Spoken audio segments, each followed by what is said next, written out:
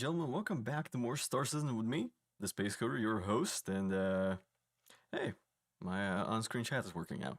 Great.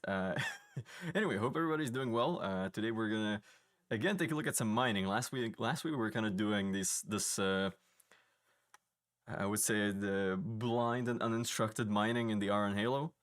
So I've been actually looking into mining some more during the week, and all that good stuff.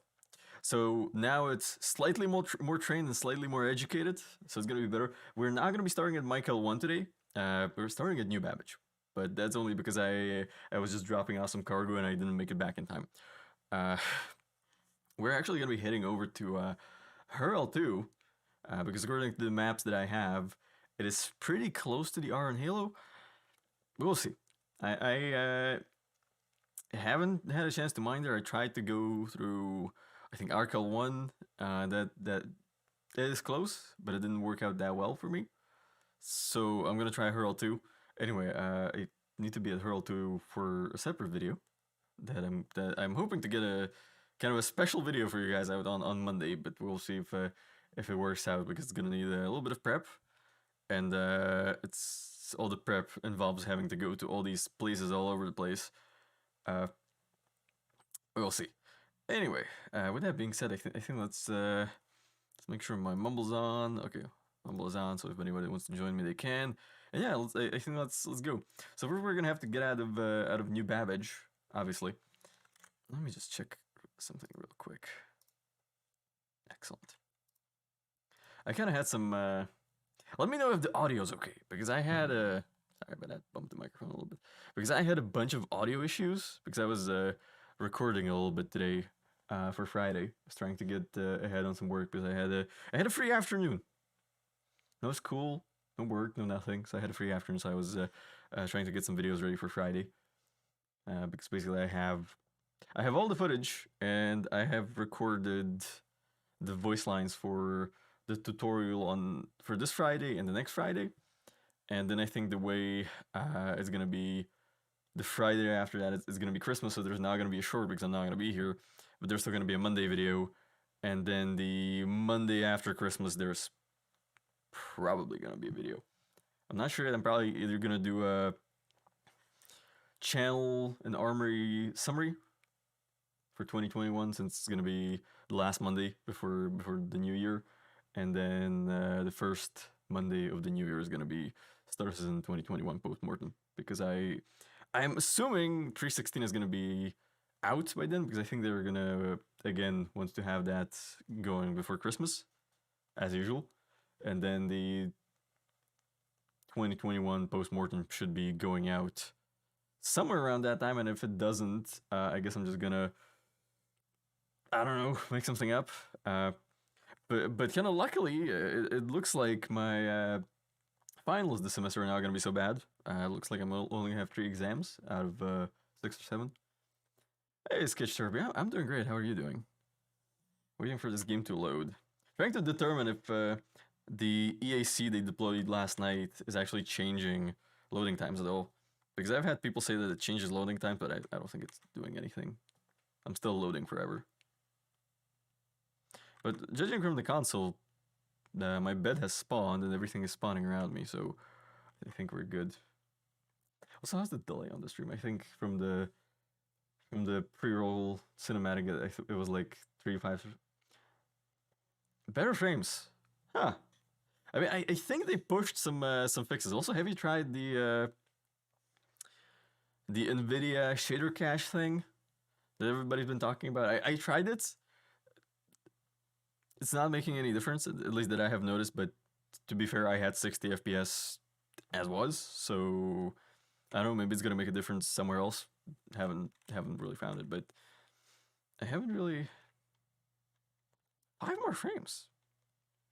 Maybe they fixed something, and I think they might have actually.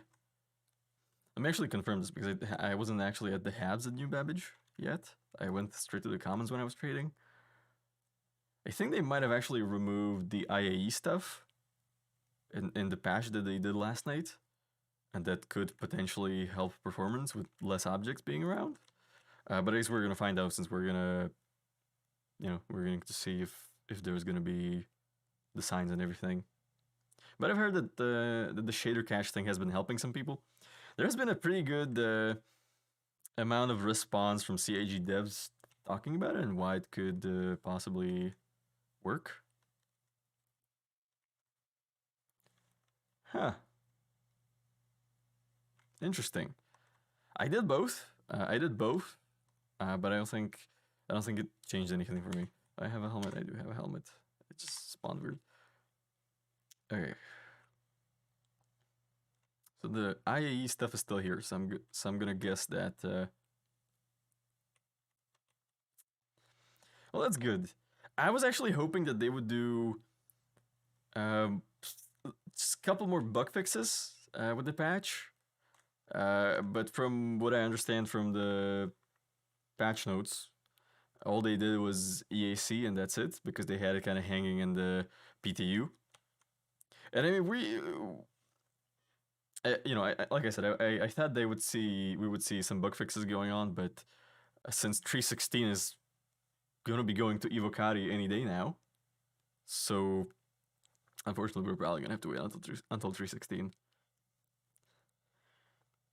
Which, I've had people say that 3.15 was the most unstable patch so far this year. It's been pretty stable for me. Server performance has been kind of not great during the IAE, but I mostly blame it on the IAE itself and the fact that I'm hanging out in New Babbage, and New Babbage has always sucked, so that's kind of on me. But as soon as the whole patch, the entire IAE, as soon as you left New Babbage, everything would be fine. Frames would be good. AI still would be derpy, but I don't think we're gonna get better AI anytime soon, since that's tied directly to server performance. At least not until they do the full subsumption split that Tony Zorovic was talking about way back when.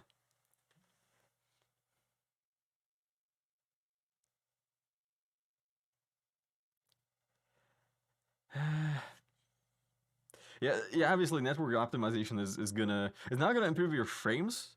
It's gonna improve your latency, so it's gonna make the AI less crazy and more believable. That's actually all that it's actually gonna improve loading times and kind of streaming of entities. Because it's kind of two things that are going on here. Is that you have entities streaming in and out for you from the server, depending on where you are, and then you also have AI behavior streaming in and out, but the AI is also simulated even if you're not somewhere, basically. So it's kind of complicated. I think Tony Z was talking about it in his show when he had the 40-minute episode on dynamic economy. What was it, like 6 months ago, something like that? And then when on the CitizenCon panel, they were also talking about it just a little bit. But yeah, network optimization is something that we very, very much need. But since they're kind of I'm not sure if it's the persistent universe team or if it's the core programming or something like that that's working on it. But I know they are currently focusing on the server meshing stuff, and once server meshing stuff is unknown. Interesting. Okay.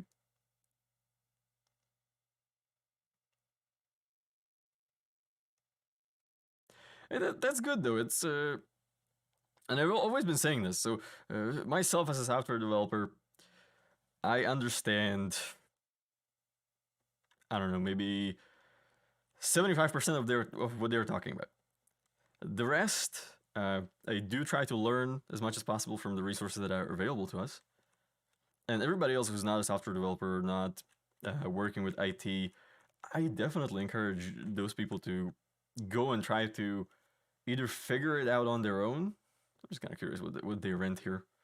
To either figure it out on their own or ask someone who understands it, or find resources of people explaining. And like I don't know if you saw it, but like a couple weeks ago I had a video on server meshing, and it was kind of covering the server meshing panel that we had at CitizenCon, and it was also adding some bits we had on Inside Sources and SC Live over the last 6 or 8 months because they've been kind of dropping breadcrumbs all over the place. You just kind of have to go around and collect them. Now we gotta wait for the MSR to reclaim because I wanted to take the MSR with me. Yeah. If you're subscribed, you probably saw it. That was I actually tried to like simplify it as much as I could, but the problem there is that the idea of server meshing and the underlying technology of server meshing is extremely complicated, even for me, because I don't really server meshing is not really something that you really deal with, beside outside of games. I mean, you do kind of. I'm glad it helped, but I mean, you do deal with like distributing load between multiple servers, but it's not exactly the same case, I would say. But yeah, I mean, we had like back to the network. Like, it is a very specialized solution. Yeah, that's true. But just kind of to go back to the. I'm gonna wait the 2.5 minutes. It is like I said, unless you're in gaming, you're probably not gonna come into any contact with it at any point. Did they remove the gates here? Cool. So yeah, like I said, it's very hard to run into it. But if we now go back to the networks, we actually had I forget what it's called, because it was on the roadmap and it was moved off like at the start of the year, I think. And it was like a client server server actor network refactor, something like that. And they actually started working on it, and then they moved it off because it turned out to be much more effort, and then they actually realized they were gonna have to redo everything for server meshing anyway. So I'm kind of waiting for that item to come back because it will actually help a lot with a lot of things like loading times and 30Ks and all that.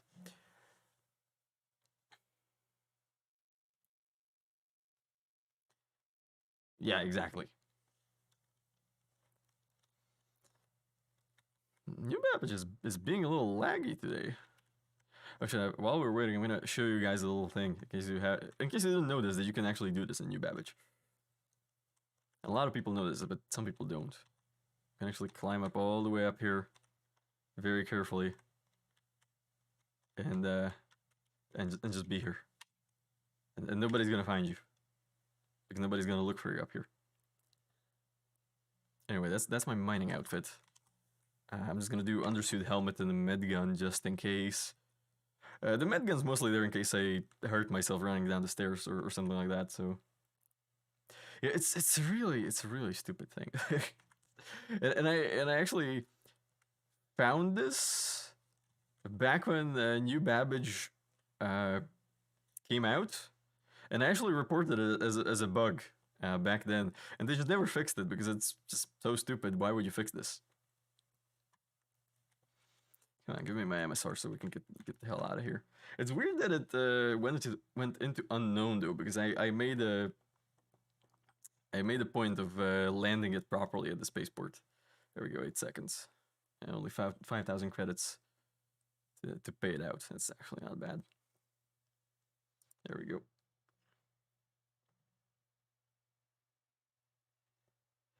I heard the same. And you know what? I'm actually inclined to believe it, but I don't think it's a CPU performance issue, because I mean, would they have a hard time getting more performance out of a CPU than what I have? But I think it might be a desync issue mostly, because the servers are kind of behind, so they might try to force the client to slide you back into a position where I forgot, I didn't press the right button, did I? Here, 10. So it might like be trying to force you into a position where the server thinks you are, something along those lines. It would be a good spot for FPS.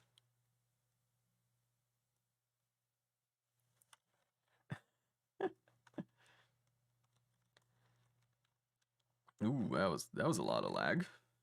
Wow, okay. So I'm actually looking forward to see what they do with armistice zones, Because I mean, right now, you can fire your ship weapons in an armistice zone. You just can't fire personal weapons. And I think that eventually there will be a way to circumvent the weapons ban in an armistice zone, and there will be a reason to do it. So I'm kind of looking forward to see what they do with that. But I don't think it's gonna happen anytime soon. And I think it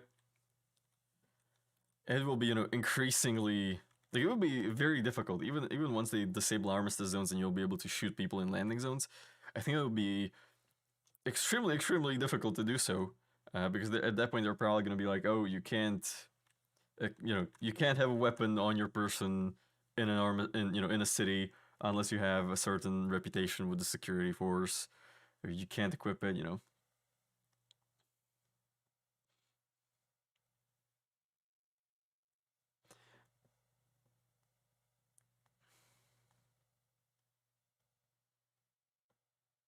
Huh. I have actually seen NPCs land at Porto.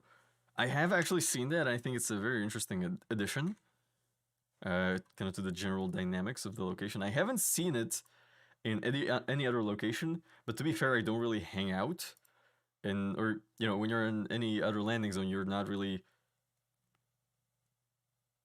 in a place where you can actually see people coming and going.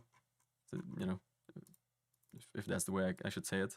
Okay, we're going to hurl too. Hopefully, we're actually gonna get a.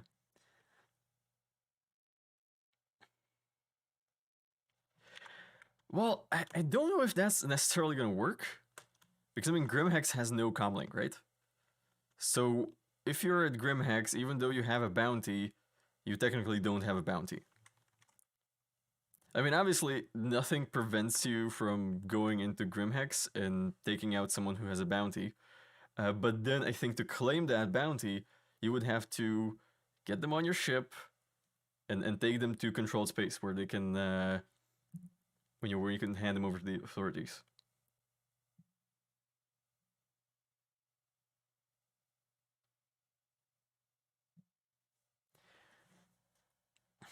Yeah, I do agree on that, because I mean we do have Quanta running on the background. I think they're running on the background right now, and the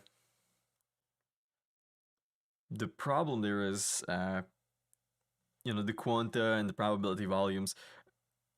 If those align just correctly, you should be.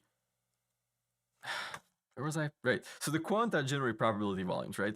So it generates probability of a certain encounter in a certain location. And if that probability somehow aligns, you get that encounter. And you're gonna have a pirate or a security ship or a trader spawning in, and you're actually gonna be able to see that NPC. So yeah, I think you might be onto something there with trying to get them to create their own economy, or rather, the NPC economy is already in place. It is already simulated. Now I think they're just putting in the pieces that are going to be, kind of transiently visible at times. I agree. They're probably not doing anything. They're just flying around, trying not to hit things. Honestly, find the bounty, disable the bounty, get them in the cryopod in the Cuddy Blue, drag them out to a landing zone, or drag them out to a beacon, hand them over.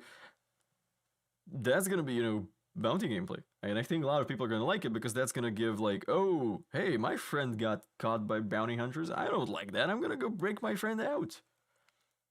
Or it could be actually a bounty hunting counter mission of like, even let's say you capture a player or an NPC as a bounty, and you're flying back through hostile territory, like out of Grimhex or wherever you got this guy, and someone else is gonna get a counter mission of, hey, a bounty hunter has captured person, go rescue them. So now you, the hunter, have become hunted by someone who's trying to break out your bounty. I think it's gonna create this dynamic gameplay, and I think that's gonna be something interesting.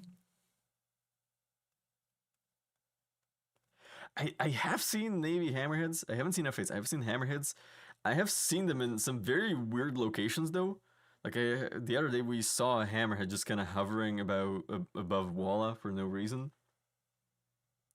But yeah, that is right. I am looking forward to the Jump Down 2.0. I think it's gonna be a very exciting gameplay. Uh, I'm not very much into PvP, but I think I'm still gonna hop in on it because it sounds like fun. Because actually, when I started playing, I think that was like 4 or 5 years ago.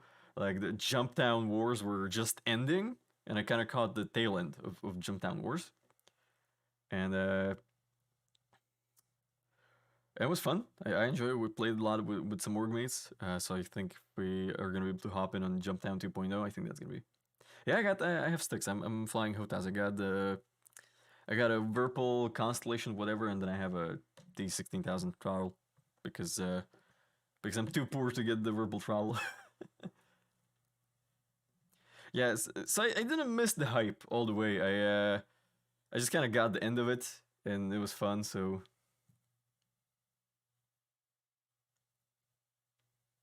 yeah, it's the same. Like if I have to PvP, like if I get attacked, I'm gonna defend myself. However effective that's gonna be, or if someone starts shooting at me on an outpost, yeah, I'm gonna defend myself. I'm not gonna let them have it. But I think you could call it like the passive PvP player, where like yeah, I will PvP, but I will only PvP if I'm PvP'd against. I'm not gonna seek out people to PvP. You know, and, but same. I mean, I do like going out with a bunch of people and doing missions, that kind of stuff. Uh, yeah, yeah. In the MSR, you can absolutely outrun anybody. uh, I, to be fair, I only really use the MSR these days to. I don't actually do cargo anymore. I used to do cargo with the MSR when I got it. Now I don't do cargo anymore because it's just not fun. So I mostly just run, mining stuff. Like I have mine stuff, I refined it, and I'm running it to a landing zone to sell. I'm not really doing anything else with it. And like my daily flyers, the 400i, which is the same thing, just run because you can outrun pretty much everything.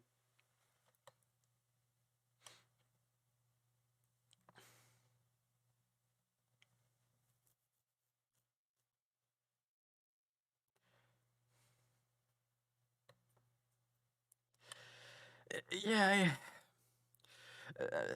PvP is kind of complicated. Not complicated. It's not satisfying, if I were to say it that way. And I think when you listen to the PvP community and you kind of filter out a lot of the very loud voices and you start listening to people who are kind of coming in with constructive criticism and ideas, you realize that the only thing they actually want out of PvP is for it to be engaging and rewarding.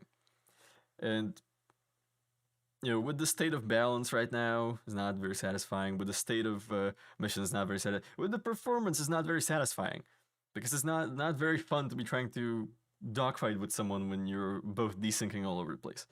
That's just the truth of it.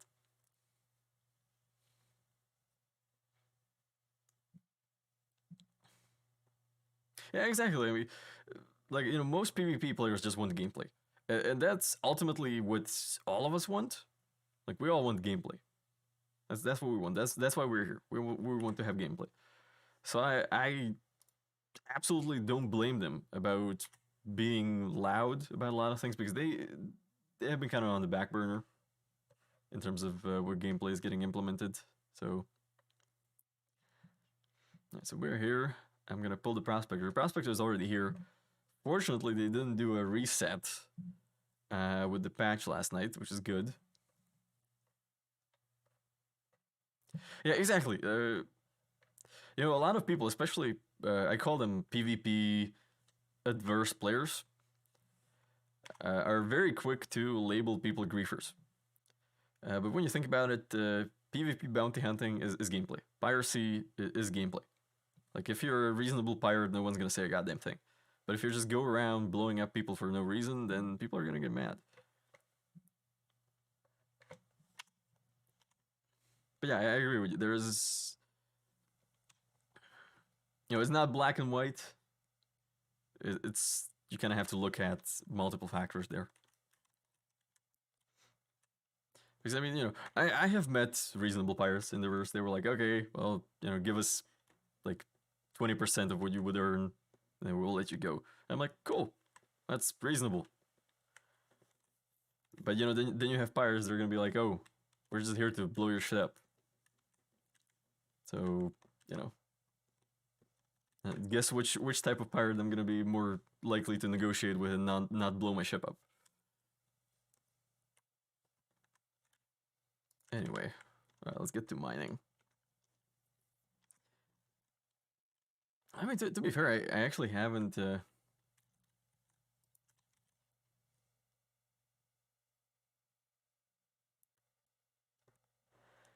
So they pushed some fixes on the prospector in 3.15.1, and they fixed the seat. Haven't had the I haven't had the stairs bug that you were talking about, but it's been a better experience than 3.13 and 3.14. I kind of mined a lot in 3.13. Than in 3.14 I didn't do any mining because I was just so sick of it, and I'm just kind of like slowly getting back into it, and I'm actually enjoying it quite a lot. So, oh yeah. I know the thing where you just don't try to move when you're getting in and out of seat or anything. It apparently doesn't happen with a female character, and I can actually confirm that because I have a female character and it hasn't happened to me since. So I think there might be some truth to that, but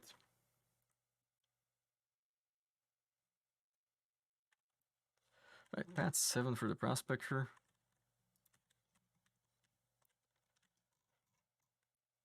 But yeah, I agree. Like I said, there's supposed to be profit in piracy, not just blowing shit up. Yeah, the damage state bug has been around for so long. I think I had it on I think on my MSR for the longest time, and it actually fixed itself with a character reset. But obviously, you don't want to do character reset for every. So the thing with the female character is that apparently it's smaller. That's why it fixes some animation issues.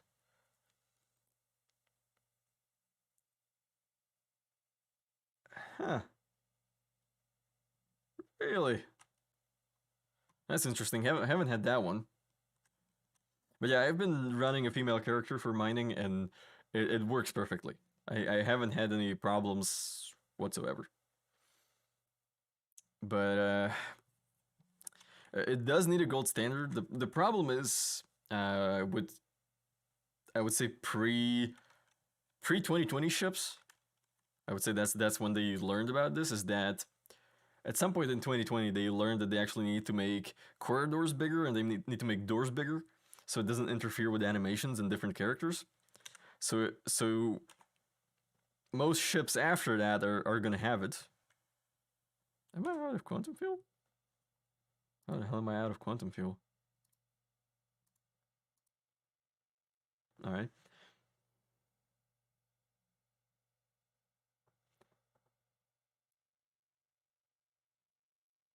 Huh. Interesting. Didn't know that one actually. Why is my quantum drive read it out? Ah, great. Okay, I'm gonna have to go through the vehicle manager. Did I lose my quantum drive somehow? Oh wait, I need to go power? Hopefully it works.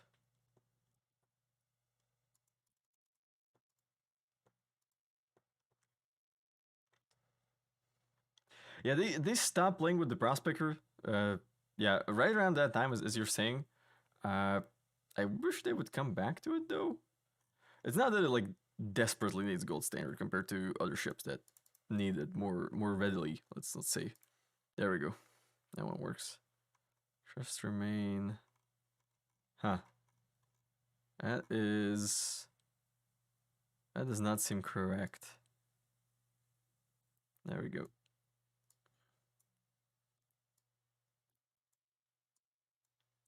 I wish it would let me scroll, but it's not letting me scroll at all. I think the problem is that my quantum drive is powered down, but I can't really find a way to bring it back up.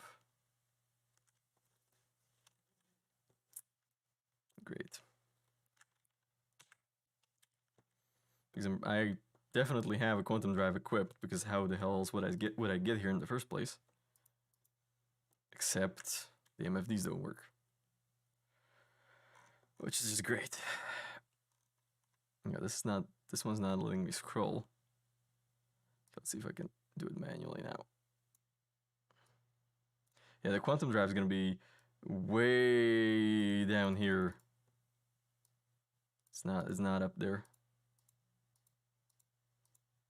It's the shield repeaters, mining laser, coolers. Really? Is that gonna work? Okay, I'm gonna try that. Might as well at this point. Sorry, remove quantum drive, save. Yeah, that makes sense.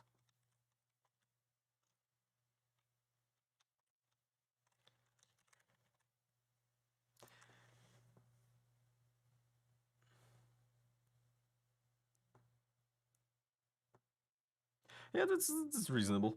I mean, like I do own a bunch of ships, but before the reset in 315, I had like 75% of my fleet was bought in game anyway. So okay, let's store the ship.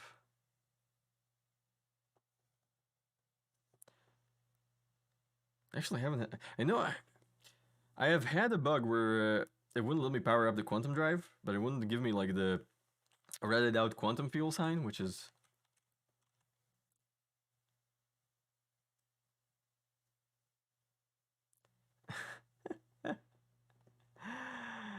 I mean, that's a good approach though. That's a good approach. I like that. No, I generally don't spend money on ships. Occasionally, when I see something I like, I will, I'll look into it. But that's really about it. I don't really. Yeah, I don't think I spend a whole lot. Okay, it's stored.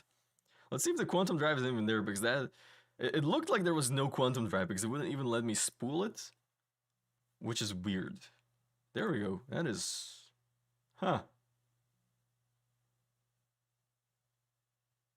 Confused. Where's my quantum drive? Okay, well, we're going shopping then.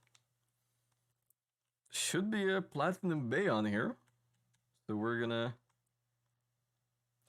Yeah, I'm actually not looking for spool time on this one. I'm actually looking for range and speed. And if you kind of look at that,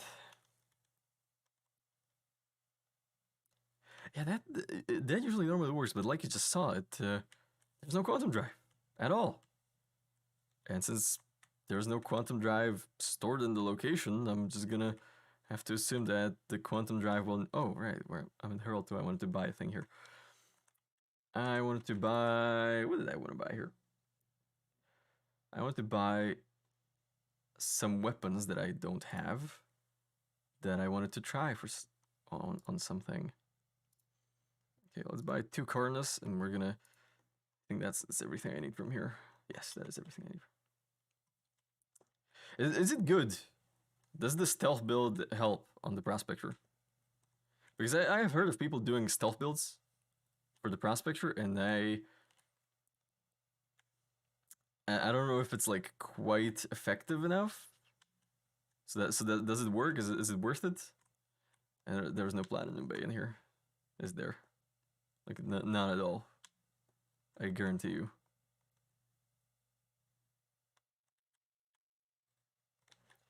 Yeah, the entrepreneur or whatever the fuck you pronounce it back is very good.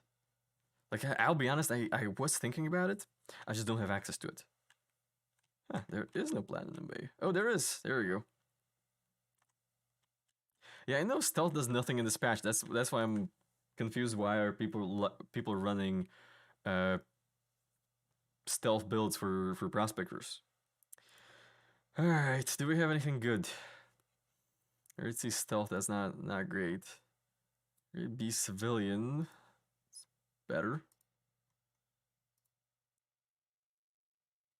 Eh. Okay, grade B civilian it is.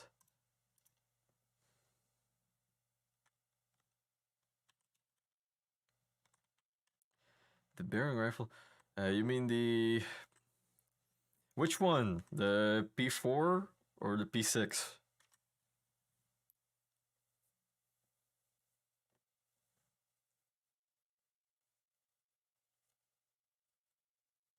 That's why I like the pack. I was really looking into it, but I think you need to be concierge to get it, and I'm not. So I would have to either try and talk to CAG and convince them to let me convert all my stuff into it because I think I actually have enough cash in ships.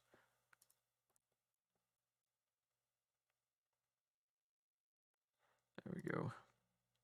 Oh yeah, I mean fast spool time is good, but not really what I'm looking for.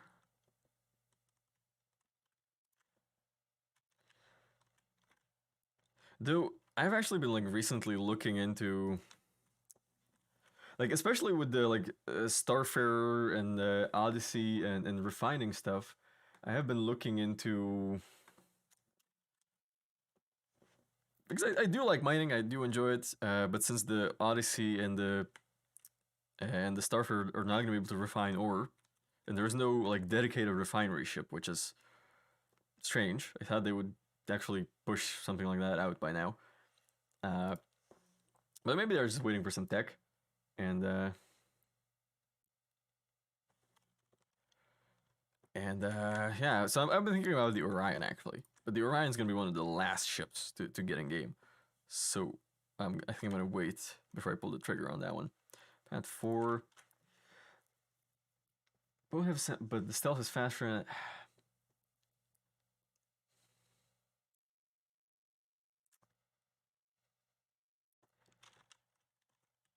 So I normally use XL1 because it is still faster.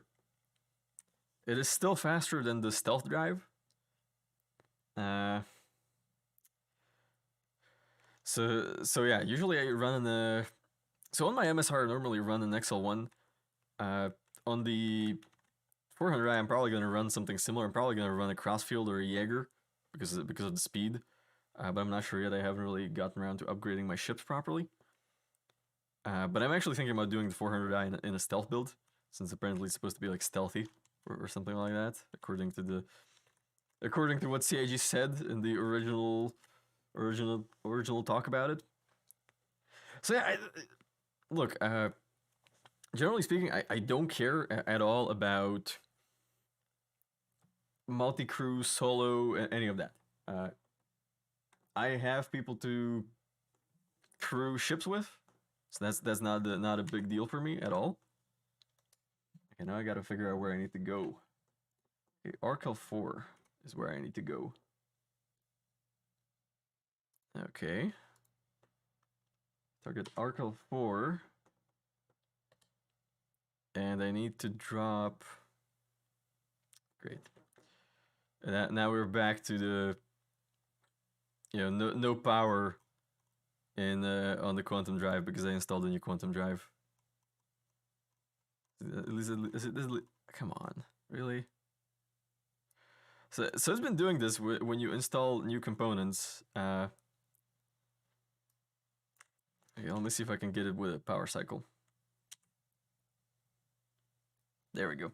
It usually does. So I need to go to Arkel 4 and I need to drop between 9 and 8 million. Okay, drop between 1 and 8 million. Yeah, running Carrack or Odyssey solo, always a bad idea. These are multi-cruise ships that are designed to be operated by, even if a skeleton drive, even if you can't get, full 6 people for the Carrack, 3 or 4 people will do. If you can't get everybody. it will work. But as long as you're having crew, as long as you're not running it solo, it works just fine. I was kind of surprised by the fact that they said the Odyssey is only going to be able to refine fuel, because I think it perfectly fit into that. Like, oh, it's a mini Orion basically. That made perfect sense to me with the size of it and the price of it. But since it can only do fuel, that kind of defeats the purpose for the most part. But we'll see with the Q&A. The Q&A is gonna go out on Wednesday, so I want the 600i series to be a series. Well, I mean, the 600i is gonna get gold standard, like pretty close, or according to SC Live from last Friday. They're working on it, and they're gonna actually have a medbay on there, which is, and they're actually gonna apparently restructure the entire interior of it so that the modular part is not the middle, but is actually the back. So it's might work better. Personally, I think the 600i was.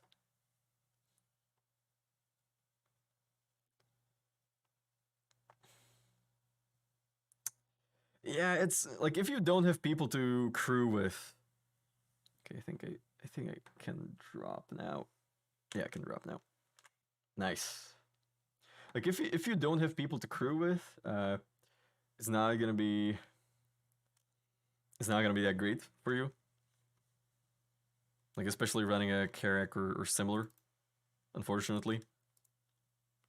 But you know, if you can get 2-3 people together, MSR, all these ships are are offering. Like the Corsair is gonna be a very interesting like medium exploration ship, even though it's Drake and is mostly designed to explore other people's cargo holds. But I think it's still gonna be pretty good for like medium range exploring. Like I believe in the Corsair. Even though I melted my Cuddy Black for the 400i, I still believe in the Corsair. Okay, let's see. So since we're actually pretty close to a refinery, I might even pick up Quantanium, which I normally don't. And this one's not scannable. Okay, so we're gonna move. Oh, there's more, right there. It's 2. And these are scanning actually, nice. These are 2 on top of each other, so it might be something interesting. Half-assed tonight, okay. If there gonna be any good quantity between the 2 of them. So that first one was like 1.5%, something like that. So maybe the second one's gonna be a little bit better. If it's like above 10%, I believe that the Corsair might appear sometime next year, because it would kind of fit what's going on. Like it's sure we have ships of similar type and class, but I don't think anybody would mind. Okay, so it's pretty not great on these. Okay, let's find something else. But yeah, I think we might see it next year. Probably not in the first half. Probably, I think we might see it for CitizenCon. I feel like it could be a CitizenCon reveal that they have it, or IAE reveal basically. That's what I feel like. Oh shit! Look at that. Okay, here's where we're gonna stop, because those are different sides. I'm gonna scan this, see what's in there, and then I'm gonna get on over to. Okay, what's in this one? Nobody knows. Great. Okay, can I? 2% Boreas. That's not great. That's too weak. Like Boreas is good. It actually. I managed to. I think Sunday night I was mining and I managed to get like a 20% Boreas rock. It took like day and a half to refine. It would be good to see a Jacksinfo video about it. That's for sure. Are all these gonna be not scannable? No.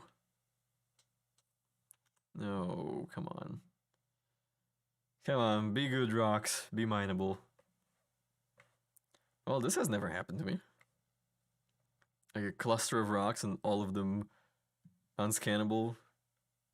This has kind of been an issue in this patch, uh, with a bunch of rocks you find being completely unscannable. Actually, okay, let's go back to scanning.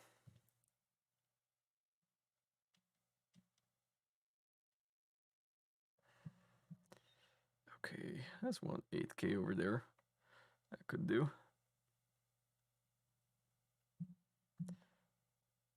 Okay, that's the 2 rocks that were not great. Yeah, so I think we might see Corsair.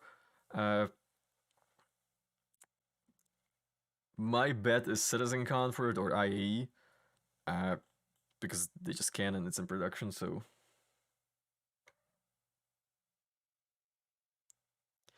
I do agree that it's a server issue. I absolutely agree on that.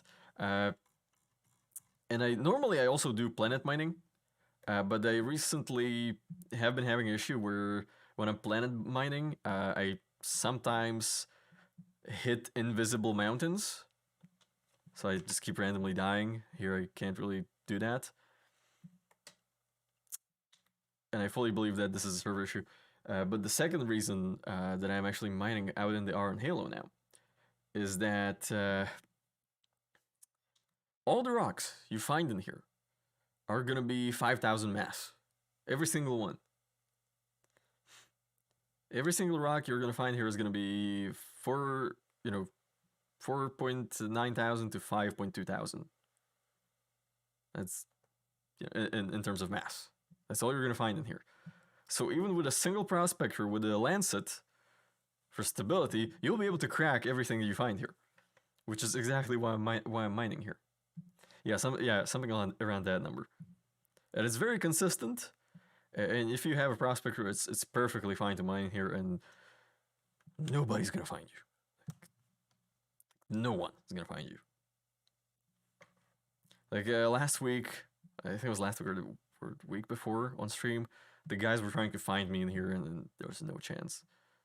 Since you basically have to random drop somewhere in an area that's 1 million kilometers wide, you know. That is true. If you get a 30% quantanium rock, you can get a good quantanium load, and you're gonna make a shit ton of money. So far, nothing good though. I was hoping to find some quantanium. I was willing to exactly. The number one reason I mine is because I find it relaxing. That's why actually actually the reason that I don't mine quantanium. Like, I don't want the stress of having to fly somewhere fast. I want to take my time. Pick up the good stuff. There we go. 17% borace, 20% gold. That's a good one. I like this one. It's gonna be kind of hard to crack though. It's got pretty high instability. It's low mass though. Low mass, low resistance. So I think I have a pretty good shot. Also, I'm trying this thing, and I'm pretty sure it works to some extent. Is that I have 2 filter modules installed on the prospector, and it seems to be doing something.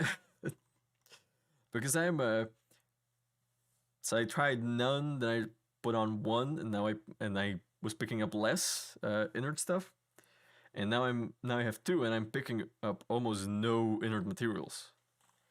Okay, this is gonna take a little bit to heat up. It does. I think it pays better than Laranite. I think. Let me look at the. I gotta keep an eye on my mining, but I'm gonna tell you what the order is. Okay, the order of mining is Quantanium, Bexolite, Terranite, Borace, Laranite, Agricium. So that's most valuable to least valuable. So it's the 4th most valuable thing you can be mining. So yeah, it does pay pretty well. Okay. There we go. It's getting up there. It's gonna be a little slow. It's a chunky rock, and borace and diamond is an interesting combo. But it's gonna get up there. Normally, apparently, it's good to have a focus module on, and I actually have one. It's gonna decreasing resistance. Sorry. So, but yeah, so borace does pay well. I generally try to look for Laranite. I look for Laranite or Terranite or Agricium. But Agricium is a little bit rare. in the Iron Halo. Laranite is pretty common. I've been finding a lot of Laranite. I think most of my mining runs are actually Laranite. It's gonna be Laranite and Boreas. There we go. I'm gonna ease off a little bit. Though I wish they would give the mining UI just a little bit more love. Like it's better. It's better. It's kind of blurry, but you can read it just enough. Like when you look at the like flight UI and the missile UI, it's clean as hell. Like it looks great. So I'm wondering if if they're working on doing the same thing for the actual mining UI. Okay, let's see if it broke up well. I've actually had Boreas rocks break up really nicely. I've actually had like these big chunks be like 100%, 30%. That's not bad. That one's probably gonna go. I think I'm actually gonna like possibly crack all of these that have Boreas in it. 30% again. That's pretty good. Looks like it went into 6 pieces. Let's see. It's gold. Gold is actually pretty good. I have actually found that it only works with the mole. You can actually pick up stuff that is less valuable, like diamonds and gold, and you're still gonna make a good enough payout, especially after you refine. It's not as good as if you were mining the valuable stuff, but it works. We've actually done kind of a. Yes, the font is very much a little bit blurred, regardless of brightness, and it's kind of very bright at all times. And I'm pretty sure it's a bug, or maybe it's by design because I know it was non-readable, and then they were like, oh, we made it more readable. But I actually found recently the pretty good combo for mining is a fully crewed mole and a prospector. Because the prospector can actually do the scouting very nicely because it's much more agile than a mole. So you can just like chase down some rocks while the mole is mining, and the mole can pick up a lot more stuff. So you can actually pick up less quantity of things or less percentage of stuff. And if you find a good spot and you fill up the mole, just keep the prospector there and come back to the prospector when you come back from the refinery. Really? Well, I'm not gonna do that. But yeah, I've had like various degrees of blurring on the mining UI. Like I said, I really hope they're gonna give it the same amount of love that they gave the general ship UI, because that looks great. Like the last iteration of the ship heads-up display is perfect. It's great. It looks good. It's readable. It does change brightness. It does change color. It doesn't change color, but it changes brightness when you're facing the sun and such. So it works. All right, that was pretty easy. Like at this point, when you have the Lancet, you're good. Not much is gonna be happening. Okay, let's see, 60. Okay, I'm gonna pick it up. It's pretty good percentage, and I have the 2 filters on.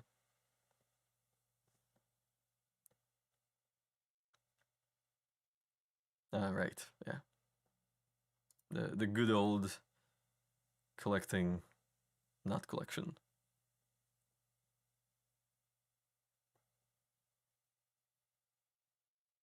I know they're glitching ship UI as a feature. I don't necessarily agree with it. I think it's pretty stupid, but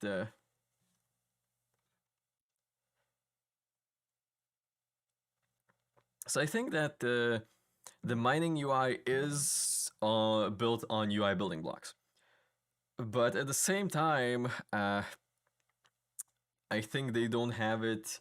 They just pretty much migrated, but they haven't updated the actual UI assets.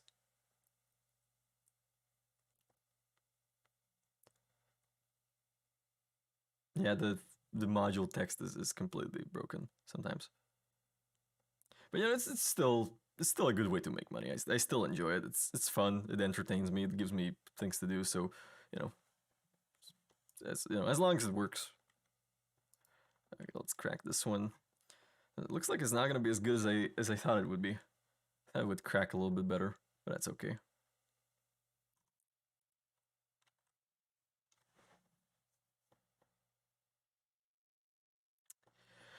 Yeah, I also wish they would dial down on the UI glitches a little bit. I think they actually did at some point during the IE because when 3.15 launched, like my personal UI, like the one in your helmet, that would like be just glitched constantly. I could not read my ammo count, could not read my oxygen, could not read anything. Now it seems to be a little bit dialed down, so hopefully it's gonna be fine. Damn it. Okay, there we go. People texting me in the middle of the stream. As all my classmates are like, "Oh, do you have the paper for the class that's due today?" Like, yeah, I did it 2 weeks ago. Why are you doing it tonight? And why are you asking me for help? I don't remember what I wrote in there. It looks like I'm kind of hoping I'm gonna find at least like 100% peace in this. Yeah, I mean, so when my UI glitches out after I get hit with an EMP, or when I get hit with like I don't know, when there's a star that's interfering with my electronics or whatever, when there's a reason. But if it would be just glitching out while I'm in a city, it's not great, because that's supposed to be like the perfect flight conditions when you're in a hangar. I know, perfect flight conditions in a hangar. Yeah, that's very smart, coder. Very smart. There we go, 100%. Surprised that I haven't found it in Quantanium though. Like Boreas is pretty common, Laranite as well. But generally I find Quantanium first, then I find everything else. It's kind of weak on the Boreas though. Might have to pick up the gold. There we go. Because as long as I get, more than half of my cargo hold full of Boreas, I'm good. Like that. At that point, I am in profit. At that point, that's 80,000 credits refined, no problem.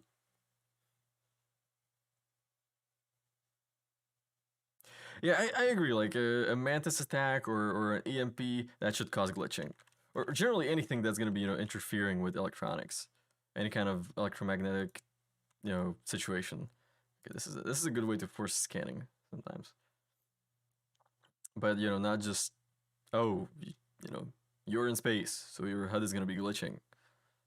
Especially when you're in the middle of nowhere. There we go. I wish that would. This is a new bug that is not scanning. 28%, but it's fine. I'm gonna grab it. Doesn't look like it's gonna get much better though. Pretty sure this one has no Boreas in it. I think that was the only 2 pieces of Boreas in the whole thing.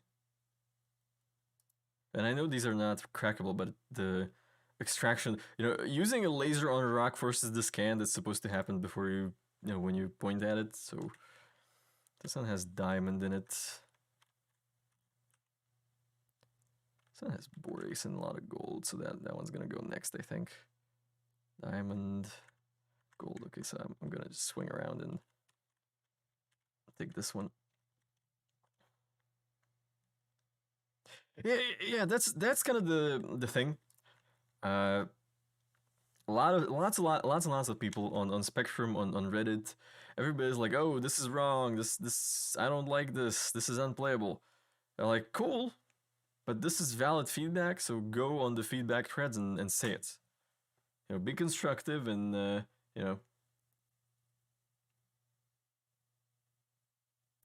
Yeah, exactly. Like go on the issue council, report it, or upvote. Go on Spectrum on the feedback threads and upvote.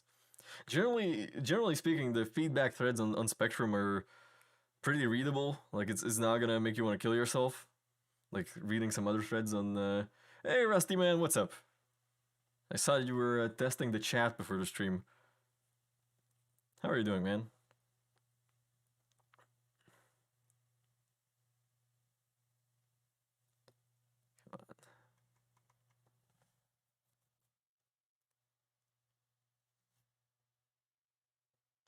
Oop, overheating soon.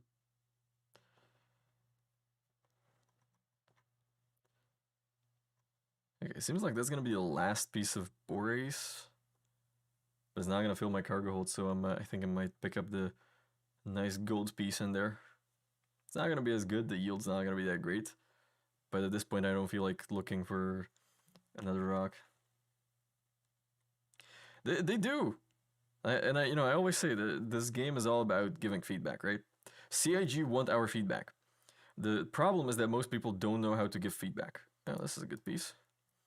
Like, most people are just gonna want to be loud and rude and just, all caps and being assholes on Spectrum. No, you gotta be constructive. Gotta bring some evidence. Gotta bring some, oh, I think this is how it should work, and explain why. And then, someone might notice, someone might actually do something about it. And that's the way I've been doing feedback for this game for the longest time. Like, actually, not completely related to the topic, but I actually had a great victory on Friday. I don't know if you guys watched Star Citizen Live in its entirety. I did, because someone alerted me to it, that there's something that I might want to hear, and they didn't tell me where, so I had to watch the whole thing. And they were very briefly talking about ship customization and ship paints. Oh, 100% gold. Yeah, I'm gonna grab that. Yep, exactly. But I'm gonna be really mad if this last piece is gonna be 100% borace. Okay, it's just diamond. Okay, I think we're good. So on Star Citizen Live on Friday, they were talking about ship customization. The full hex code customization model, and they actually said that they're having trouble implementing it. Why are they having trouble implementing it? Because they have published paid paints. So if they did full ship customization now, they would be essentially screwing people who bought paints. So what they could do is just make the colors and the patterns used in the paid paints, make them exclusive. But they have made so many paints that are just flat colors or like basic camo or just basic patterns, that they would be locking out so much stuff from people that they actually can't do that effectively either. So apparently now they're trying to figure out a solution that's gonna fuck everybody the least. And I don't want to say anything, but I made a video like 6 months ago. It's called The End of Ship Customization. And I'm describing the exact problem, and I'm describing the exact same solutions, and I'm describing how much of a fuck up it is. So that was my victory on Friday. I was right and CIG was wrong. Once again. Yeah, exactly. If you get a good feedback loop, and I feel like Star Citizen has a good feedback loop, because there are a lot of people who are very passionate about the game, and that's good, and they're very eager to give feedback on the game. And myself included, I talk to a lot of other people who give feedback constantly, and other content creators, and you have a lot of content creators just doing feedback and analyzing different things. So I think CIG has a good feedback loop. They just I think they just need to like push people into it. But we'll see.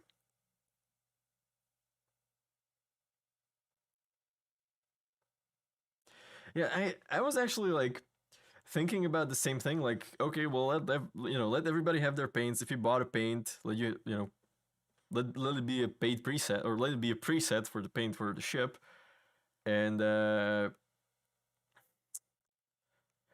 just melt all the paints. I mean, that also works as a good solution. I don't think you can. I don't think you can. I think that would be a legal issue. They would be, even though they're not reverting the purchase, they're just melting melting the money and putting it into your store card. I think that's not legally good.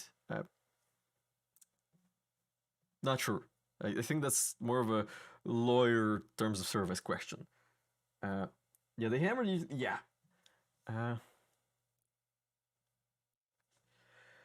Yeah, that I reviewed that thread because it kind of caught me off guard, because I thought everybody had forgotten about it. And I looked at it, and what Cameron was saying, he was not wrong. The problem there was that kind of the shitstorm that started around his thread, CIG just had to do something. And unfortunately, he caught the brunt of it. Unfortunately, uh, but yeah, but like I said, they had to come out and say something. And they said exactly what I said 6 months ago. They're like, oh, because back then I saw that this is going to be a problem because you're effectively screwing yourself out of ship customization because you're going to make all the paints and patterns exclusive, you know? And back then everybody told me I'm full of shit. Well, who's laughing now? Well, I'm not, because this is actually a big fucking problem.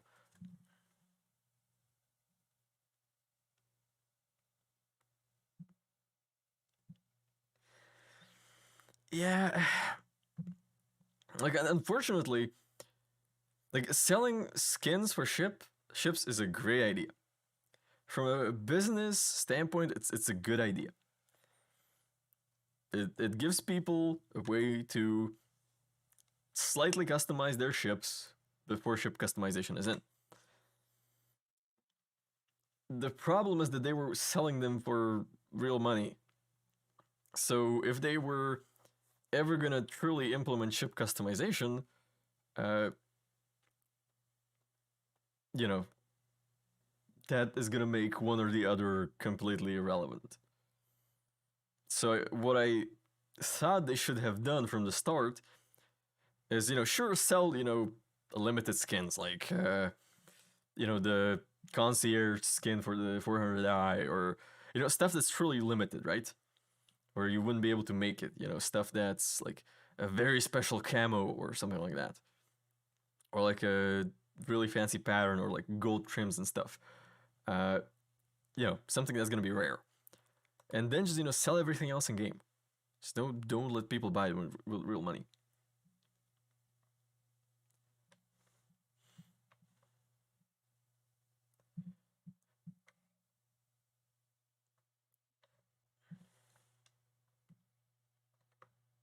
Yeah, I've actually thought about that as well. Like, let us sell templates, or let us buy templates.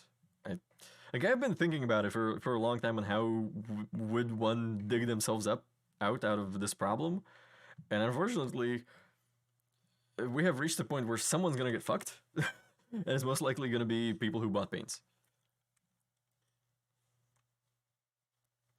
Yeah, Warframe has a very interesting customization model. To be fair, I haven't played Warframe that much. But they do have a very interesting customization model. So I mean, obviously there are ways out of this, but pretty much every possible avenue of escape from the situation is reverting a previous decision, which is never a popular move.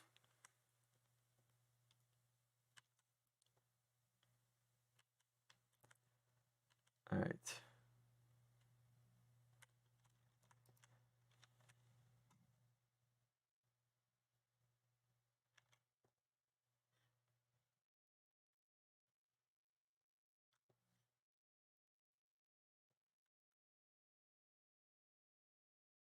Yeah, the thing with CIG is that they're exactly like I said, make up your mind, CIG, and well, you know why John Crew looked like he was dying on the inside when he was talking about it? Because I guarantee you, when they came out with ship paints, like selling ship skins, he saw this coming. He saw this problem coming, but it was a business decision made somewhere else, and he couldn't do anything about it. He just found out about it. Uh, so that's why, and now because he's the face of the of the vehicle teams, even though paints and design are not his responsibility. So he's left with the job of explaining it to the backers that that they fucked up. But yeah, Swatch ID is pretty good. I like it. Like, look, I am mostly fine with having options that can be only purchased with real money, like very exclusive, very specific stuff. But I am still a firm believer in the fact that like 80 to 90% of ship customization should be obtainable in game. Whether you can buy it or you can find it or whatever. Because I think there will be like ship paints that will be very rare and you'll be able to find them or get them through reputation. Like, let's say, you do a lot of missions with Crusader Security, so they let you purchase the Crusader Security paint scheme. But well, unfortunately, right now it's a very polarizing topic. That's why I did actually want to make a follow-up video on it, but I'm staying the fuck away from it right now because it's a little bit too hot for me right now.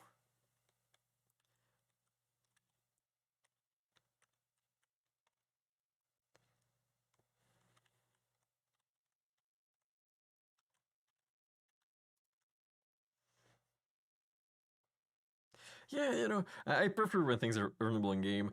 Uh, I don't think, like, people keep telling me whenever I complain about CAG doing shit that's money makers, and I complain about it because in my opinion, Star Citizen is funded for most of its upcoming development. Uh, Obviously, they do need to be making more money because they do have shareholders, so they need to show people that, okay, the game is still making money, people are still interested, and we need to, what if we're gonna take 10 more years to make this game? So we need to have budget for that. Yeah, exactly. Something that is event driven or mission driven or reputation driven that you can earn in game. That kind of stuff.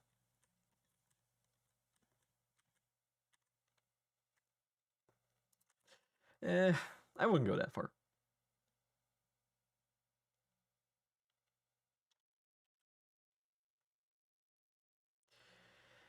Martin, that sure, it is a way. It is a way. I think that's the way Elite does customization, where you can like earn it in game through like the heavy grind, or you can just buy it. But then people are gonna get mad that it's pay to win because I can just pay things instead of grinding for things. So you're just not gonna make people happy whatever you do. It's you know.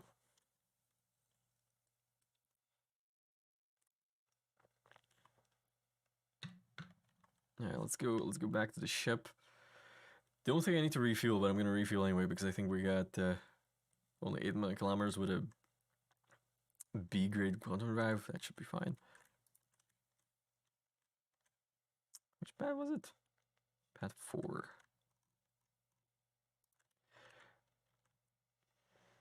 So, so I think eventually, and speaking of pay to save me some time, please. I like that. So I think eventually we're going to see customization for ships in a similar way that it is done for the 300 series right now, where it's going to be like when you're going to be buying ships on the website, especially. Because you're just going to be, what was I gonna say? You're just gonna, customize it like when you're buying a car, and then you're gonna buy it.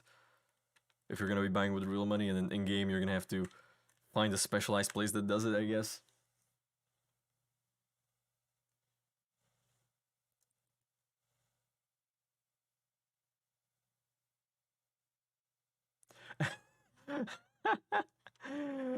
Yep, that is gonna be the end game.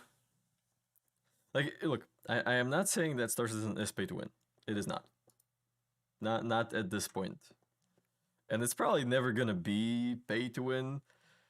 It's always gonna be like Rico said, pay to save me some time.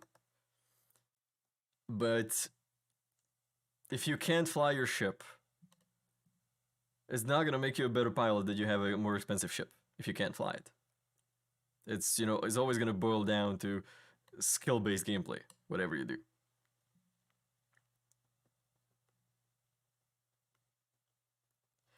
Yeah, the 300i. Yeah, that's. But so the 300i buying model, I do like what they have going on with the customization. I wish they would be able to bring it into the game where like, oh, I'm buying a ship, so let me just customize some stuff that I want on it. Uh, I don't think it's gonna happen. But ultimately, I think, especially later in the game, I think once we get into beta, we're gonna see the ability to buy different ships on the website the same way you buy you wanted blue shoes. That's gonna be a left kidney. Yeah, I don't like it. I don't like that they do it. It's a good idea. I just wish it would be possible to do in game. But I think at some point, we're probably gonna see it with other ships. But the fact that they haven't done it with other origin ships just tells me that that's probably not working the way they intended. Like when you think about it, we've had since the 300i customization release, we've had what? One origin ship go flyable, the 400i. And I expected the 400i to actually come out with the same amount, same customization model, and it didn't. So maybe they're gonna be phasing it out. It's my 75% fuel. There's nothing to stop the guy in New Deal from talking. You're never gonna stop him. Okay.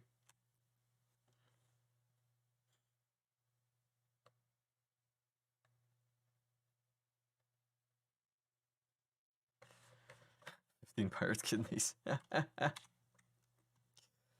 I mean, a kidney is a kidney. I mean, granted, the pirate kidney might have been marinated in some space whiskey for a while, but kidney's still kidney. Okay, let's see. Oh, I guess the quantum 3 kilometers away from Iraq. Nice. That doesn't happen very often. Is it gonna be anything good? And it's not scannable. Oh, it is scannable. Nice.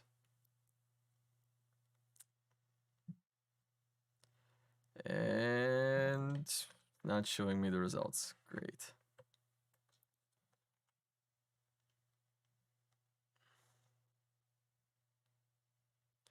All right, what do we have? Okay, that's not very good. What else we got? 8 kilometers that way. That looks pretty good.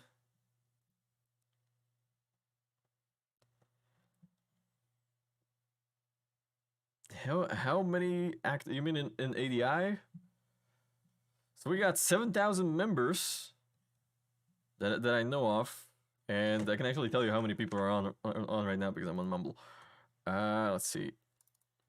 We got about 10 people on here right now, but it's a Tuesday, so probably more people are gonna come in at some point. But yeah, a lot of people are gonna be active at various points of the day, especially if you're like evenings EU, like after 8 or after 7 my time, it starts to get crowded, and US times it's full. Also, Jeffries is also correct. And yes, I did say mumble. Come on. Half estimate 3%. Okay, this thing might have some 9% Laranite. That's no good. That's if I'm gonna be going for Laranite, I want to have like 20% Laranite content. There we go. Next one right there. So really depends. Like Jeff said, activity is based on game state. We do run quite a lot of operations and trainings, so you will see a lot of people. And exactly, try putting 100 people, even 20 people in one Discord channel, and it's not gonna work. That's why we do comms the way we do. But yeah, we got lots of training. I think we have like a training session for something like every day or every other day right now, because we're pretty high activity time right now. And we got operations going on at least twice a week. So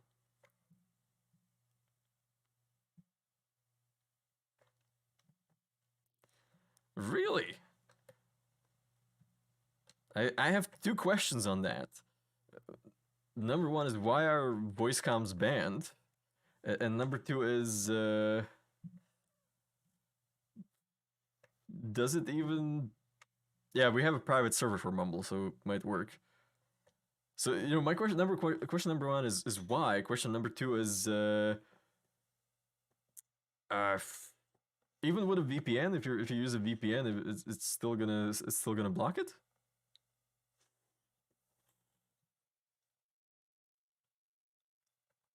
That's interesting though. Excuse me while I tab out because I'm gonna make a note for myself to do some research on this.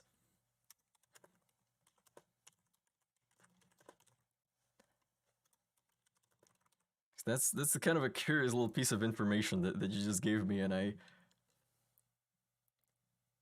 it's banned because they oh okay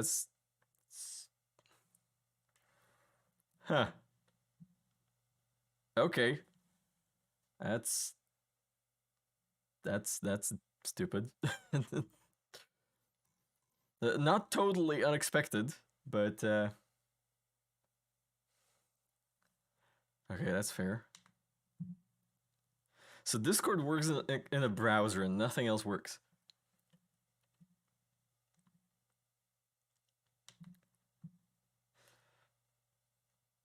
That is true. Like, does it also does it also work? Does it also not work when you're using a VPN? That's what I'm interested in. Like, because we can get you a Mumble installer under the radar, but if you can't connect, that's just sad. But that's really stupid. That's a very interesting law to have. It can't really. VPN has a jail sentence? What? Damn, okay.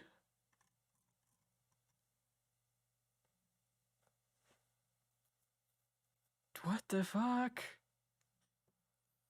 And so like how does it affect like other services like Google Drive and Gmail and every other server based cloud service basically? I mean, obviously you're on YouTube, so you can get into Google services. Borace. Okay, that one might have a tiny bit of Laranite in it. Nope, no Laranite. Okay, another one over there. WhatsApp has no voice or video? How did you guys do home office during the pandemic?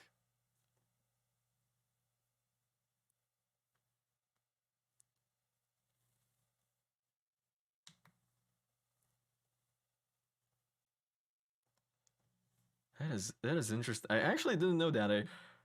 So that you actually told me something I didn't know today. So I really appreciate that because I do like learning new things, however screwed up they are. But yeah, how did you guys do online comms and everything?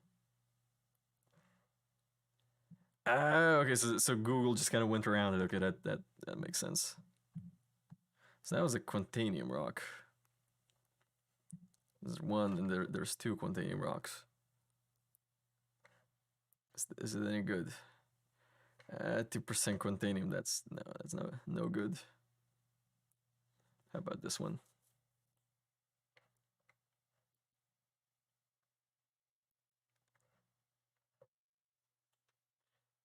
Yeah, I mean, at least you guys have that because we were heavily on Teams over here, on Teams and Zoom, and if that didn't work, I don't know what we would use.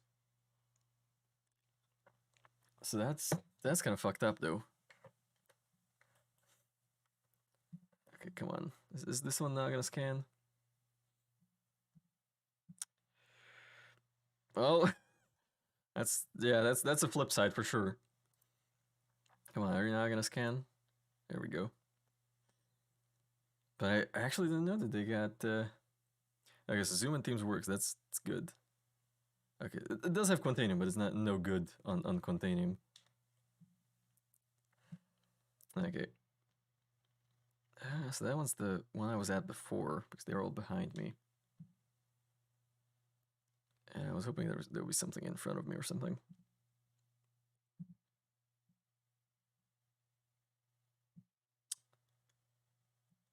Yeah, that's fair.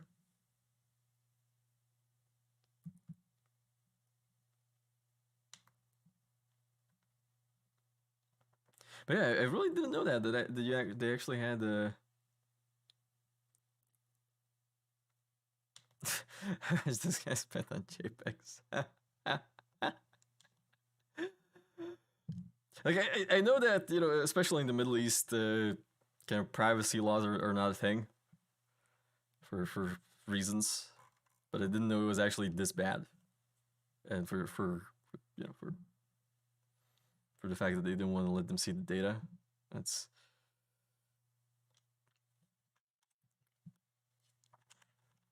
Okay, is there anything good in this? No, just aluminum. Great. All right.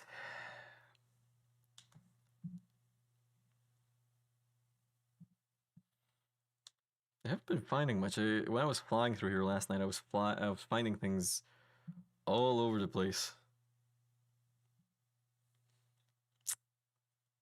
So far, so good though. So we had one good haul. It was like half Borace. So I think that's gonna be maybe 60,000-70,000 credits when it's refined.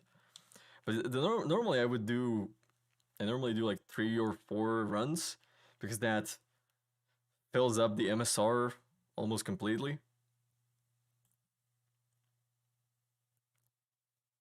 I have noticed that. I don't know if it's a part of the thruster tuning we had with. Okay, these are not scannable, but it looks like something popped up over here. And I'm not sure if it has anything to do with the boost capacitor or the thruster rebalance, but I think they're gonna address that at some point. But I have noticed that the space break is very weak. But actually, the more interesting that I have noticed is that you can bind the space bits. I have it bound on the space break on my joystick, and when I press it just a little bit, you see it's just gonna be breaking me just a little bit, and then as I press it more, it's gonna start breaking me more. That's kind of an interesting feature that I didn't know about. Yeah,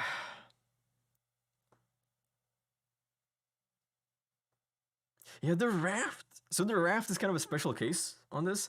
Number one, it's Argo, and it's based on the Mole chassis. So, and the Mole is already pretty non-maneuverable as it is. But the second thing there, we got Laranite. Second thing there's that it's not balanced yet because it was straight to flyable, so it didn't get any testing. So they might actually boost the Raft afterburner or space break a little bit. Tungsten. Come on, give me a good Laranite rock. It's all I want right now.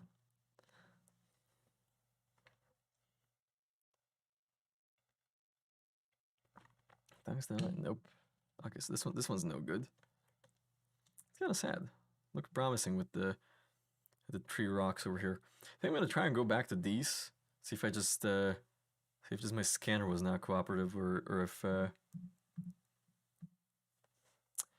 I did see the Raftron. I thought it was hilarious. Oh yeah, I know that the elevator is broken on the Raft completely. Yeah, but this has always been the case with straight to flyable ships. The first iteration is shit because it's not properly tested, and like CIG have fairly good QA people, and I say fairly good. There's a little bit of air quotes around that one. They're good. They know what they're doing, but they don't catch everything because there's a lot of crunch, especially when you're coming into CitizenCon or in the IAE, and especially with the Q3 patch. and everything that kind of comes out with that. Uh, so they're not catching everything, especially on ships. So generally speaking, everything that's straight to flyable, I try to avoid it until it has gone through one major patch or one minor patch, if, in case we get a minor patch. But we haven't had like a 0.2 minor patch in forever. Still nothing interesting. Yeah, exactly. Like the MSR was was good when it came out, but it needed just a little bit of tuning because the MSR actually did go through the PTU as it was supposed to. It just needed a little bit of tuning. Nothing too crazy. Just get things going, and they fixed it and they fixed it in the patch after the MSR came out. Yeah, exactly. But you kind of have to understand that Star Citizen is pretty much solely based on player feedback. Like the moment we stop giving them feedback, they're fucked because they're not gonna know what to do. Come on, give me a scan. Backslide? No, I don't want backslide. Backslide is no good.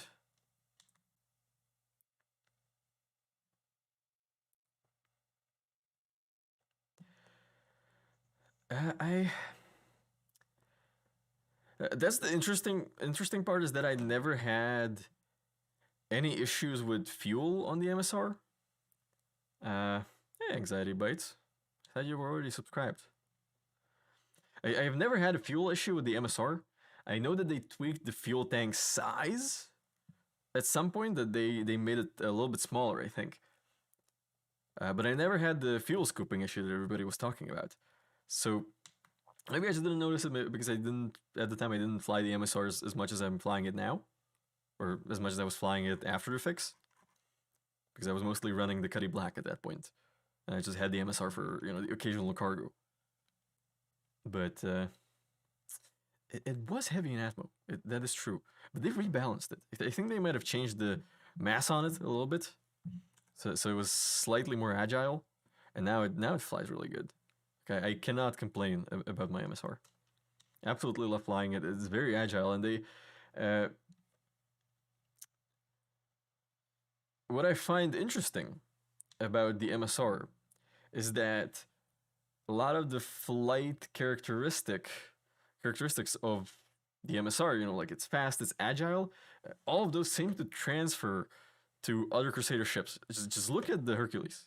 It's very fast, it's very agile, it's even in Atmo, it's very good for a ship its size.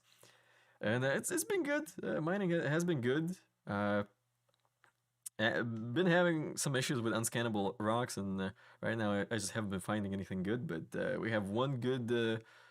We have had one good rock that we found, and it looks like we got some quantanium. So that looks pretty good. How are you doing, Bites?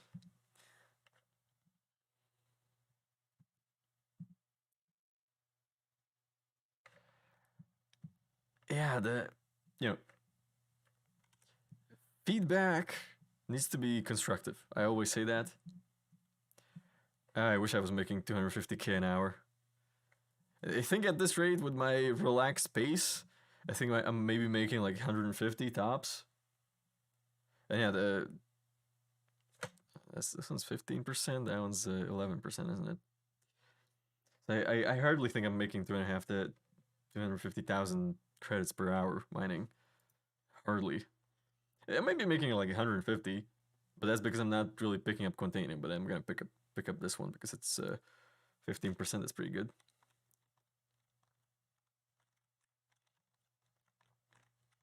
Well, yeah, but when you look at the A variant, it's supposed to have that many guns. Like it's designed for that. Same with the M variant. Okay. Hopefully it's gonna be like semi-stable on this rock.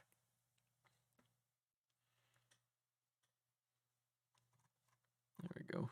We got a little bit of boreas, a little bit of quantanium. Should be fun. I think there's gonna be a couple 100% quantanium pieces in there. So I think what I'm gonna do, I'm gonna crack every bit that has quantanium in it, And then I'm just gonna like pick up whatever is the highest percentage, and then I'm just gonna run for my life.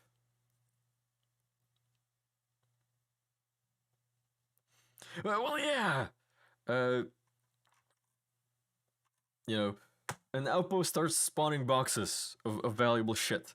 So of course, first thing I'm gonna do is clear out the competition by bombing the fuck out of him, and then I'm gonna land and just pick up some stuff and get the fuck away from there before anybody comes back.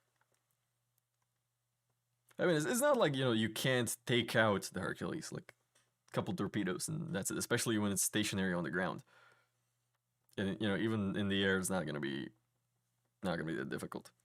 I think weirdly enough, I think the true way of controlling jump down is gonna be just take like an M2, load up a bunch of ballistas on there, position the ballistas around the outpost, and nobody's gonna be able to fly in. And then you just fly in with with a cargo ship, pick up whatever you want to pick up, and then just go. But obviously, it's gonna have to be a coordinated effort, especially when you're gonna have multiple groups of people or multiple individuals trying to accomplish something. You can, and they do. I know. That was actually one of the first things I tried when it came out in the PTU, because I know we can lock on torpedoes and missiles. So I'm like, hey, can you destroy bombs? Can rearm an A2 bomber with crime state. Unless you fly to Grimhex. I'm pretty sure you can land it on Grimhex, since you can spawn an 890 there. So technically you could.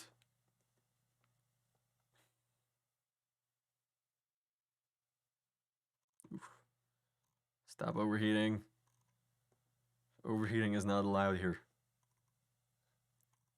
Okay, now I need a little bit more. Well, yeah, when you think about it, Star Citizen being a space sim and heavily focused on flying spaceships, 90% of any mission, of any defense, of any attack is going to be taking control of the airspace. Because if you don't control the airspace, you can't do anything else. Because you can't get in to do anything else. Well, it only split into 4 pieces? That's curious. Oh wait, it's 5. Okay, it's 5 pieces. 6? Yeah, looks like that's gonna be 6 pieces. Yep. Alright, let's get cracking. This is gonna be difficult. And thank you for subs, KR. It's Boreas. I don't want Boreas. I want the Quantanium. I really wish the Prospector would get a tractor beam so I can just push things away and out of the way. Because that one's 21% Quantanium. So I'm going to crack it. No Quantanium here.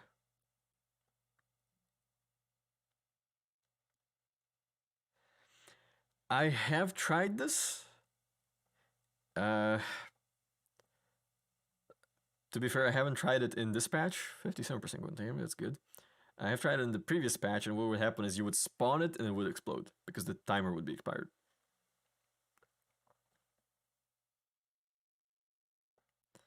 So that's not really helpful. Okay, so we got 2 pieces of Quantanium in here. So I'm gonna crack the harder one first. See what falls out. I might be able to get a decent Quantanium concentration here, so we'll see what happens. Ooh, that is a low power rock.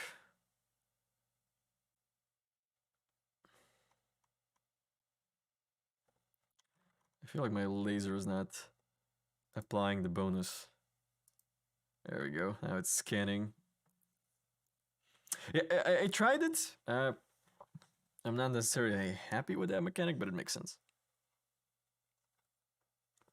Like I think Quantanium is gonna be like most people are probably not gonna be mining Quantanium in the long run, especially in the late game. Most people are gonna be going for stable elements, especially when you have a ship that needs to fly to a refinery.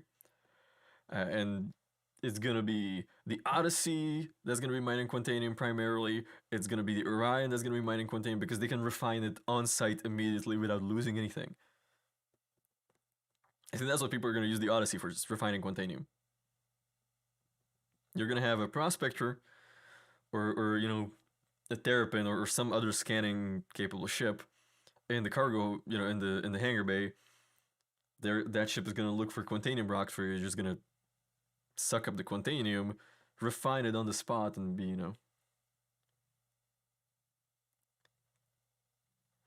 I have seen the six-dimensional mouse. It is very cool. It is a very cool concept. Uh, my hands are way too fucked up for it, but I'm sure someone's gonna find a use for it.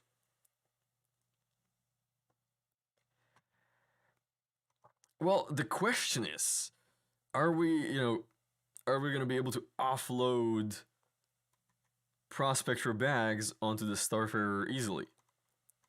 Come on, stop overheating. So there are a lot of questions there. I'm hoping some of these questions are going to get answered in the Q&A for the Odyssey. Or at some point, there's going to be a conversation about the Starfarer Gold Standard or Starfarer refueling rework, since it's not going to be Gold Standard yet. They're not going to change interior, as far as I'm understanding. But it could be an option. I think that could be an option. Where like, oh, we're going to bring a Starfarer, you know, we're going to be doing some mining of Quantanium, so let's bring a Starfarer because we can refine, you know, the Quantanium right here on the spot. But, you know, it's really dependent on whether that's going to be an option at all. But, you know, I still think they should probably deliver like a medium-sized, you know, mining plus refinery ship.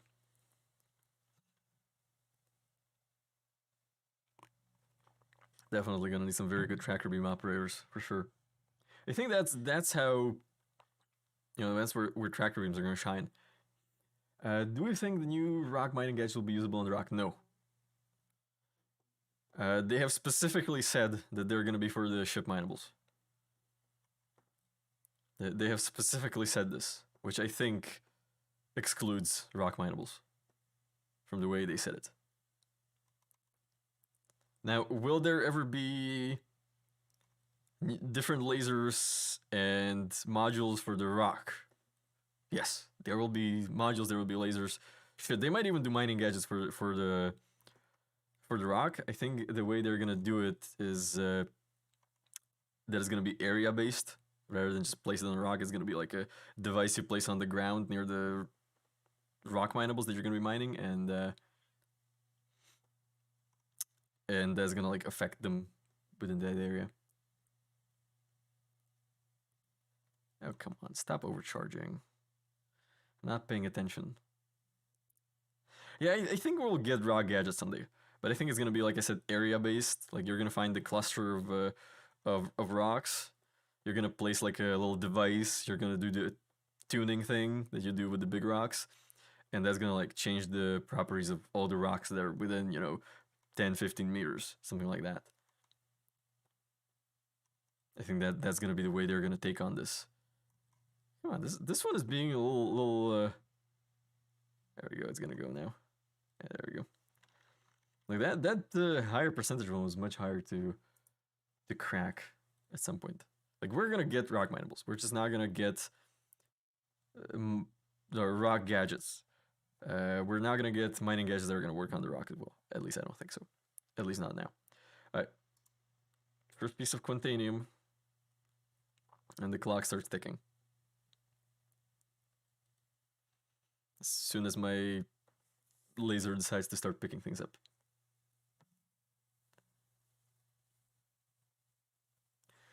Well, because it's the remote ore collector. That's why. I don't like the name either, but yeah, I do see that as well, because I think there's gonna be deposits like that. Okay, that one's not mining. I'm gonna come back to it. Okay, 100% inert materials. Yeah, I definitely see something like that happening. And I mean, they did say that voxel destruction is gonna be possible. So well, it's not remote, but you know, but that's not the point at all. I also think the name. There we go. Now we're mining. I also think the name is extremely weird. Uh, it's still fun though. It's still a fun thing to do. I personally don't use it very often because I don't like it that much. But shit, I think I'm just gonna like pick up because most of this is gonna be Quantanium anyway. There we go. Second 100% Quantanium piece. Nice. Like even if I get a half a cargo hold of Quantanium, that's still gonna be a nice payday. That's why the mole is better for Quantanium, because you can just pick things up with multiple lasers at the same time. Third 100% Quantanium piece. Shit, I might actually get paid. There we go, come on. Let's move this along. Let's keep moving. Yeah, caves with the rock are actually surprisingly enjoyable. Not gonna lie. Okay, I'm gonna like pick up a little bit of borax. I feel bad leaving it here. Alright. Let's get the hell out of here before we lose all that Quantanium. I think we're gonna get to the refinery within 5 minutes, so should be mostly stable. He said right before he exploded because his Quantanium went critical. Good times though. So that should be a pretty decent payday actually. So that's like 14 SC of Quantanium, and I think it's like, so that's gonna make it 1400 units times 88. That's gonna be nice.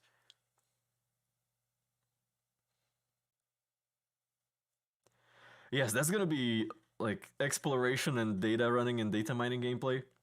Just find the thing that's super valuable and either sell that information, or use it for yourself in your org. That's, and I'm extremely looking forward to it. I am very much thinking about picking myself up, picking up a Terrapin for myself for this reason, because I love the Terrapin. I love flying it. It's a very good ship. Very much thinking about picking one up for myself. But yeah, it should be a good haul. I think it's gonna be a good haul. I mean, it's 14 SC of Quantanium, so it's gonna take forever to refine, but I'm not in a hurry. So I think it's gonna be pretty solid. But yeah, I am kind of low key hoping that I'm gonna get famous enough to get enough referrals.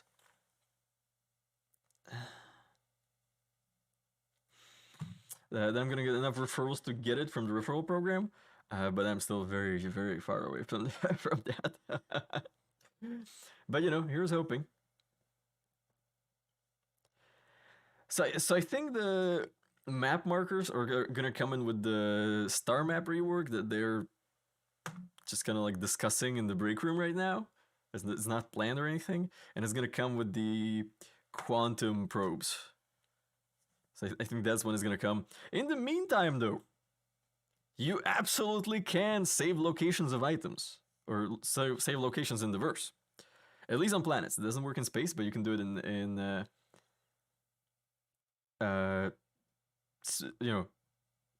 you can save locations on planets. It's a website. It's called Verse Guide. If you just go on Google and you go Star Citizen Verse Guide, it's a website that has locations of everything in the verse, and it has navigation instructions on how to get there through triangulation with orbital markers. I use it to go places for photo shoots, and the fun features that you can actually save custom locations in there based on distances from OM, and it's going to give you that navigation calculation for those locations. So you actually can sort of kind of save locations for things through a backwards way of using a third-party tool, but I'm not saying anything since I made a tool that lets you compare FPS loadouts. By the way, if you're new here and you haven't seen the armory, go see the armory. You're gonna like it. All right. I haven't had the Quantanium warning yet, so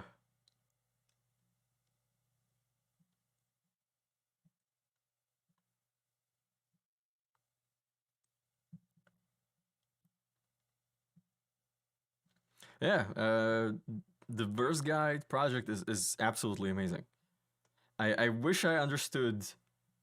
I wish I understood the math that goes on behind those navigation instructions. I wish I understood.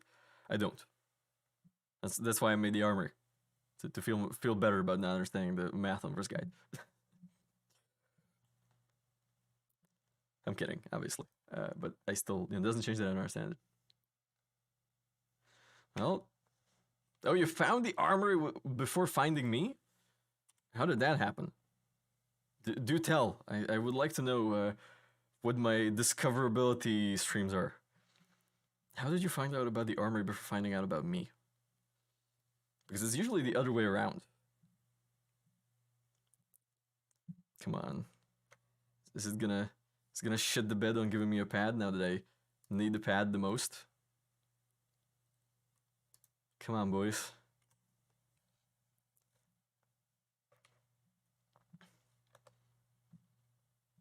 I am sitting on a time bomb. I need that landing pad right now. Thank you. It's gonna give me a pad on the other side of the station, isn't it? Come on. What did I say? Goddamn game. I positioned myself near the landing pad for the sole reason of you giving me that landing pad. It actually works. On Porto, if you stand near a pad that's big enough for your ship and you call for landing, it's gonna give you that pad. Kind of a little trick on Porto. It only works on Porto though.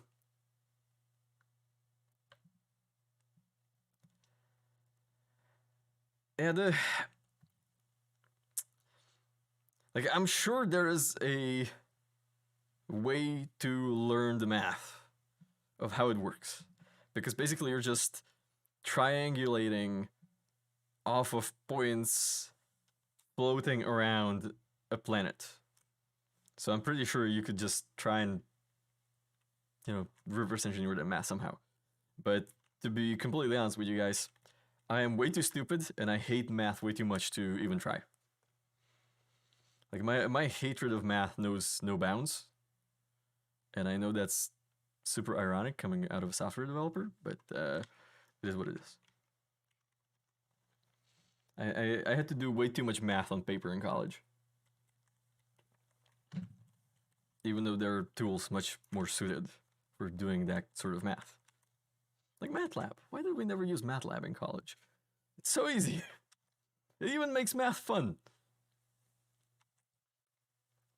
Come on. We're burning Quantanium right now. Let's go. Value's dropping. We're losing money. Let's go. Well, this might be shocking, but software development is not really about math. They teach us math. They do teach us math. But they mostly teach us math because there are some principles of math apply to software development and most don't. Like there's no differentiation, there's no integration, there's nothing like that. But Boolean algebra is a thing for software developers, and it transfers into relational algebra, so that's relevant. And you know why be a software developer? Because I'm pretty good at it. I've always been good at it. That's why I'm a software developer. That's why I went to college for it. It's like, I will do occasional math here and there.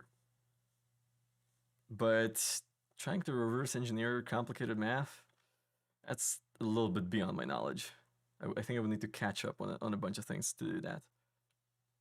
And I unfortunately have different things to do with my life. But on the contrary to a popular belief, you don't need to know math to be a software developer. Obviously, it's more mining thieves. That's how we make money around here. With bounties being all broken, and bunkers being all broken, and everything else being broken. Alright, let's see what we got. Yeah, half a cargo hold. It's not too terrible. Let's see. Oh, right. Yeah, I almost lost half my Quantanium. Almost.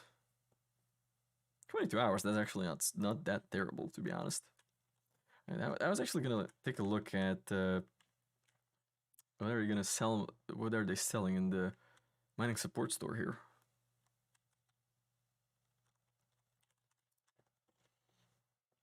See if they sell different. I know they sell the same undersuits and armor and everything, but yes, you need to know how to use the app that does the math for you. Exactly.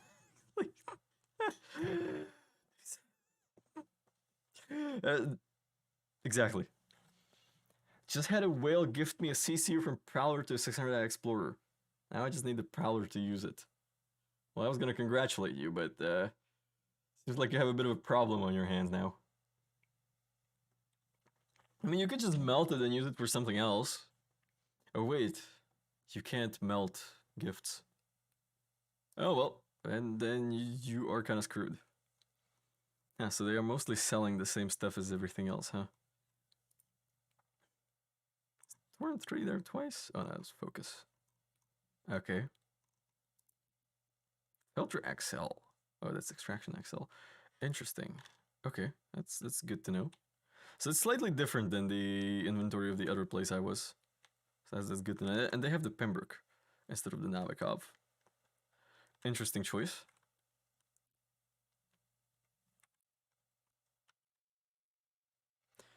Yeah, yeah, I know. I remember. You can't melt gifts. Ah, I guess you need a Prowler now. I mean, what? How much is the CCU from a 600i to a Prowler worth anyway? I don't think it's like what 100 bucks of difference between the two, something like that. Because the Prowler was $250, $5. Shit, my pricing must be my price estimates might be must be off. I mean, yeah, you can buy a 600 iron game, obviously. Come on, let's go to hangers and haps. Get a cheap CCU to the Redeemer. How's that gonna work? Oh, like CCU Redeemer to Prowler to 600i. Well, yeah, that assumes you have 2 days, to grind and an Andromeda, and that bounties are gonna work, which they don't right now. I mean, if you already have the CC, you might as well do something with it. This elevator ride to this refinery is infinitely long. Anyway, I was actually gonna take a look at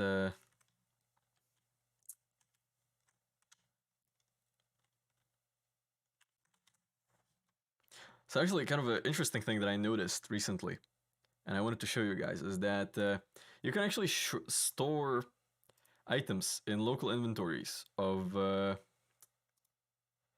outposts. Like you find something in a box in an outpost, and you can actually store it. I have to find one where I actually have it. Interview. Yeah, so you can actually store things in outposts, in local inventory of outposts. It will actually show in your Knickknacks app. And here's where this comes in handy. You know how you have lootable boxes in outposts? If you don't, then now you know.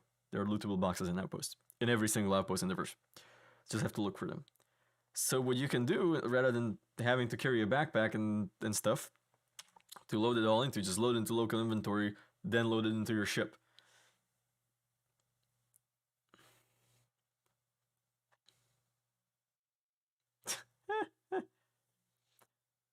MSR something Prowler 600. Yeah, that makes sense. That's a good that's a good way to CCU chain that, I think. I mean, you could go straight, from MSR to Prowler, but you would need to wait until Invictus, I think. Yeah, MSR to Redeemer. Yeah, but again, you're gonna have to wait for Invictus, unless the IE sale is still going, which I genuinely do not know. Anyway, ladies and gentlemen, that's gonna be it for tonight.